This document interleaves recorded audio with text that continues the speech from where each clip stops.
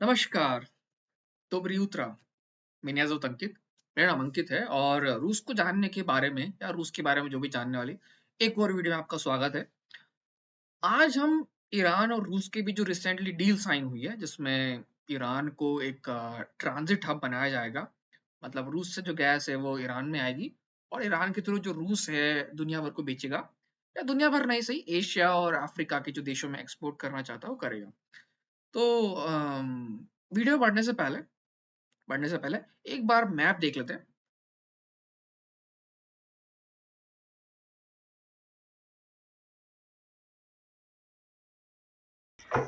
तो देखिए मैंने आपके लिए मैप खोल के रखा हुआ है, इसकी स्क्रीन ही बड़ी करती है। ये है ईरान, अगर आप देख सकते हैं ये ईरान है और ये भारत भारत का हिस्सा है। और जो ये डिस्टेंस यहाँ से अगर नापे, यहाँ पे कहीं छबार पोर्ट है, ये यहाँ पे कहीं छबार पोर्ट है और इसकी डिस्टेंस मुंबई से या और भी जो पोर्ट है कांडला मुंद्रा, उससे जो डिस्टेंस ज़्यादा नहीं है, आई थिंक 1000 होगी। और ये है कैस्पियन सी और ये हुआ रूस, ये रूस है, ये रशिया। तो ये जो है ईरान से ये ईरान से जो रूस है वो कनेक्टेड है सी रूट से। कैस्पियन सी लैंड लॉक सी है, इससे कनेक्टेड है। और यहाँ पे इन्होंने रेलवे लाइन बनानी शुरू कर दी है या बन चुकी है। यहाँ से जो माल को हो वो सीधे यहाँ तक ला सकते हैं रेलवे लाइन के थ्रू। तो इस तरह से जो है ये जो डिस्टेंस है भारत की रूस से काफ़ी कम हो गई है। और अभी जो तेल आता है हमारा, देखिए यहाँ से आता है, एक जगह है व्लादिवोस्तोक। व्लादिवोस्तोक से जो यहाँ से आता है, व्लादिवोस्तोक से शिप आते हैं घूमते फिरते हुए चेन्नई आते हैं, तो ये एक रूट है।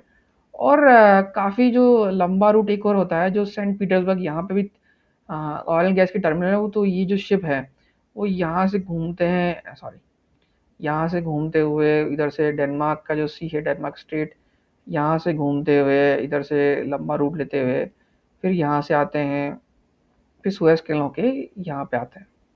ठीक है, तो ये जो है काफ़ी रूट लंबा है। अगर ईरान के थ्रू अगर ऑयल गैस आने लग जाए रूस रूस से, तो हमारा काम हमारे लिए बहुत आसान हो सकता है। तो इसमें 3 चीज़ें हैं। 3 चीज़ें बताना चाहूँगा, 3 ये रूस और ईरान की जो डील हुई है। तो सबसे पहला कि जो रूस है ईरान को गैस और ऑयल का हब बनाना चाहता है और उसको एज़ अ ट्रांज़िट यूज़ करना चाहता है। क्योंकि देखिए रूस का जो बाकी अफ्रीका से डायरेक्ट लिंक नहीं है और एशियन कंट्रीज़ से भी डायरेक्ट लिंक नहीं है। और जो लिंक है वो उनके ईस्ट और वेस्ट में है।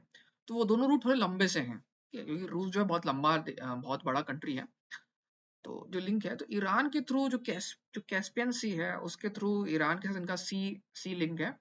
और ये लोग रेल की पटरी बना रहे हैं, मेरे हिसाब से रेल की पटरी बन चुकी है या फिर पाइपलाइन डालेंगे, ताकि जो ईरान के साउथ में जो पोर्ट है, जो अरेबियन सी पे, बांदर अब्बास हो गया, चबार हो गया, अ, तो वहाँ के थ्रू जो है टर्मिनल बनाएंगे और वहां से फिर एक्सपोर्ट करना शुरू होगा। तो ईरान को ऑयल गैस ट्रांजिट हब बनाया जाएगा। उससे क्या है कि एशिया में जो रूस जो है अपना तेल और गैस या और भी जो सामान है उनकी जो है आपूर्ति कर सकता है। ठीक है, उनकी आपूर्ति कर सकता है। और दूसरा जो पॉइंट है, ये जो कॉरिडोर होगा वो सैंक्शंस फ्री होगा।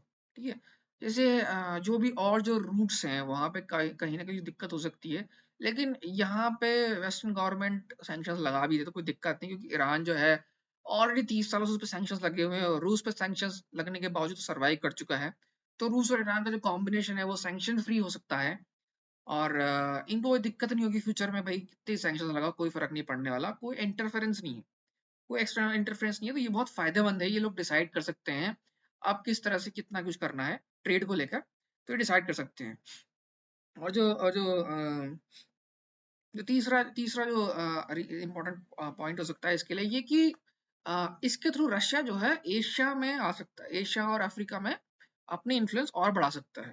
ठीक है, अभी क्या है कि अफ्रीका के बहुत सारे तो देश हैं, वो उनका एक पॉजिटिव व्यू है रशिया के प्रति, रूस के लिए।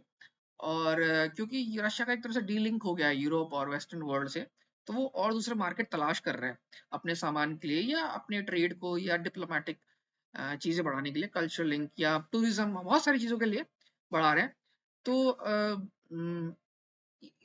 इस ट्रेड के थ्रू क्या है कि अच्छा लिंक हो जाएगा स्टैब्लिश, कि मतलब कि जो है रशिया वाले जो है अपना सामान इंपोर्ट एक्सपोर्ट मतलब दोनों तरफ से, भाई रशिया वाले जो है अभी ऑयल गैस एक्सपोर्ट कर रहे हैं दूसरे देशों को ईरान के थ्रू, ताकि वो इंपोर्ट भी कर सकते हैं। जैसे कि भारत वाले ईरान के थ्रू एक्सपोर्ट भी कर सकते हैं।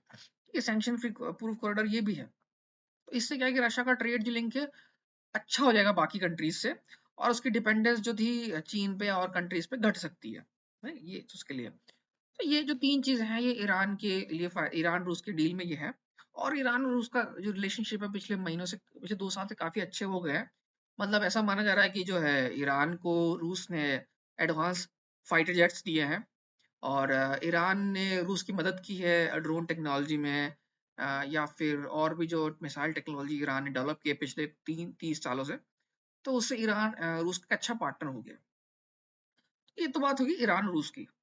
अब बात करते हैं भारत को इससे क्या फायदा है। ठीक है, भारत को इससे क्या फायदा हो सकता है, ये जो इनकी डील हुई है और ईरान की थ्रू रशिया वाला रशिया जो है रूस से तेल बेचेगा या ऑयल बेचेगा, या सॉरी, ऑयल के तेल एक ही होता है, हाँ, गैस तेल जो भी।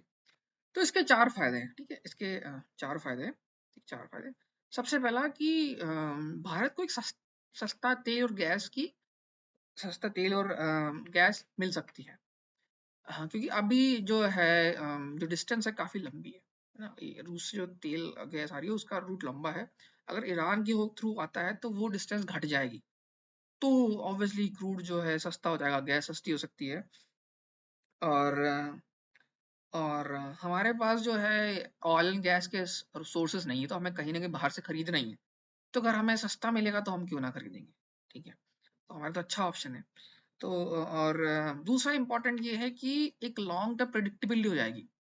जैसे कि यूरोप ने रूस के साथ डील साइन कर रखी थी लॉन्ग टर्म, ये लॉन्ग टर्म डील साइन कर रखी है, तो उसमें वो सप्लाई कर रहे थे और यूरोप वाले रूस को पैसा दे रहे थे, तो दोनों के लिए अच्छा है। एक अनइंटरप्टेड और मतलब कि मार्केट में चाहे जो हो रहा है दुनिया इधर उधर उधर की ओर हो जाए, लेकिन उधर से सप्लाई आ रही है, इधर से पैसा जा रहा है। तो ये दोनों के लिए अच्छा था। तो भारत भी अब ऐसा कर सकता है रूस के साथ ऐसा कुछ, कि भाई हम तुम्हारे से एक लॉन्ग टर्म डील साइन कर लेते हैं गैस और ऑयल की, तुम हमको एक फिक्स रेट पे तेल और गैस बेचते रहो, हम तुम्हें पैसा देते रहेंगे। तो हमारे लिए फायदेमंद है कि हम जो है बजट एस्टिमेट्स, प्रेडिक्शंस, हमारा कॉस्ट एस्टिमेट एक प्रेडिक्टेबल हो जाएगा कुछ हद तक। मतलब सारी ऑयल एंड गैस तो हम रूस से नहीं उतना तो हम नहीं खरीद पाएंगे, इतनी कैपेसिटी नहीं होगी इस पाइपलाइंस में। लेकिन एक कुछ अमाउंट प्रेडिक्टेबल हो जाएगा हमारा। उससे फायदा ये कि एक एक एक, एक कुछ कुछ अमाउंट ऑफ सप्लाई हमारी प्रेडिक्टेबल है। तो ये हमारे लिए अच्छा है, क्योंकि हम अपनी जरूरत का 80 से 90, आई थिंक 90% तेल आयात करते हैं। गैस भी हम काफी सारी इंपोर्ट करते हैं। तो अगर उसमें थोड़ा सा प्राइस फैक्टर का इन्वॉल्वमेंट हो जाए, तो प्राइस फैक्टर कांस्टेंट हो जाए, तो ये काफी अच्छा है हमारी इकोनॉमी के लिए। और तीसरा जो है, इससे जो तीसरा जो इम्पोर्टेंट होगी भारत के लिए, वो होगी बार्गेनिंग पावर। देखिए, मार्केट में जितने ज्यादा सप्लायर होंगे उतना ही हमारे लिए फायदेमंद है। ठीक है, अभी क्या है कि जैसे एलएनजी है, कतर से हम खरीदते हैं, और या और भी 2-3 अलग देशों से खरीदते हैं, तो थोड़ा सा उनकी मोनोपोली हो सकती है, या वो यूँ समझ लीजिए कि गैस खरीदने वाले बहुत सारे देश हैं, तो जिसके पास ज़्यादा पैसा है वो ज़्यादा पैसा देके खरीद सकता है, हमें मतलब ओवरराइड कर सकता है। मतलब पिछले साल ऐसा भी हुआ है कि जो टैंकर जो है इंडिया को आ रहे थे, मतलब गैसप्रोम कंपनी जो है इंडिया को जो आ रहे थे, वो राउट करके यूरोप भेज देगी, क्योंकि उन्होंने ज़्यादा पैसे देके खरीद लिया। ठीक है, तो रूस के साथ डील से ये फायदा है कि हम एक लॉन्ग टर्म प्रोवाइड सॉरी हम रूस की गैस की लॉन्ग टर्म वो हो जाएंगे बायर। क्योंकि हमें बड़ी कंट्री है, हमारे पास रिक्वायरमेंट ज़्यादा है, तो हम एक कर सकते हैं, एक अच्छी खासी सप्लाई रूस से ले सकते हैं। और बाकी जो देश बेचते हैं एलएनजी, उनसे हम बार्गेनिंग पावर में कह सकते हैं भाई देखो तुम मना करोगे तो हम उनसे और खरीद लेंगे, रूस से और खरीद लेंगे। तो हमारे पास एक बार्गेनिंग पावर है, क्योंकि हम बहुत बड़ी क्वांटिटी खरीदते हैं। तो उससे जो बाकी देश जो प्राइस को लेके उथल पुथल करते हैं, उसमें थोड़ा हमारा फायदा हो सकता है। ये ऐसा मेरा मानना है, हो सकता है सही ना हो। और चौथी बात है कि इन सारी चीजों से हमारे भारत के ईरान से रिश्ते बहुत अच्छे हो जाएंगे, क्योंकि ईरान जो है एक बहुत ही इंपॉर्टेंट कंट्री बन गया है अब। अगर भारत को इकोनॉमिक ग्रोथ करनी है, हमें रशिया से तेल गैस और नेचुरल रिसोर्सेस चाहिए, और हमें एक जियोपॉलिटिक्स से भी रशिया का साथ चाहिए, तो उनसे ट्रेड रिलेशनशिप अच्छा करना बनता है। तो ईरान के थ्रू ये सब ट्रेड हो सकता है, और ईरान के थ्रू ही हम सेंट्रल एशिया में काफी सारी कंट्रीज को एक्सेस कर सकते हैं इजीली। तो ईरान हमारे लिए इंपॉर्टेंट हम बच सकता है, और अगर ट्रेडिंग बढ़ेगी तो ऑब्वियसली ईरान को पैसे मिलेंगे, ट्रांजिट फीस मिलेगी, उनका जो पोर्ट हम डेवलप कर रहे हैं, तो ट्रेड बढ़ेगा तो उनकी इकोनॉमी अच्छी होगी, एक अच्छा ट्रेड रिलेशन बनेगा, तो हमारे लिए एक तरह से फ़ायदेमंद है। जियोपॉलिटिक्स में भी, इकोनॉमी वाइज़ भी, और जो रीजनल वाइज़ जो जो चीज़ है हमारा जो उसके साथ। तो तो तो ये सब चीज़ें हो रही हैं, और बस इतना ही कहना है कि ये जो डील हुई है ये काफ़ी फ़ायदेमंद ईरान के लिए भी है, रूस के लिए भी है, जो और कंट्रीज़ है जिनको तेल और गैस की ज़रूरत है एशिया में उनके लिए भी है, और भारत के लिए तो काफ़ी फ़ायदेमंद है। तो बस इतना सा कहना है वीडियो में। अगर आपको पसंद आया हो वीडियो तो इसे लाइक कीजिए, शेयर कीजिए, और मैं रूस से रिलेटेड जो भी चीज़ें हैं हिंदी में और लाता रहूँगा, क्योंकि अंग्रेज़ी में तो मटेरियल काफ़ी है और रूसी भाषा बहुतों को नहीं आती है, तो हिंदी में मैं लाने की कोशिश करूँगा। तो अगली वीडियो तक के लिए नमस्कार।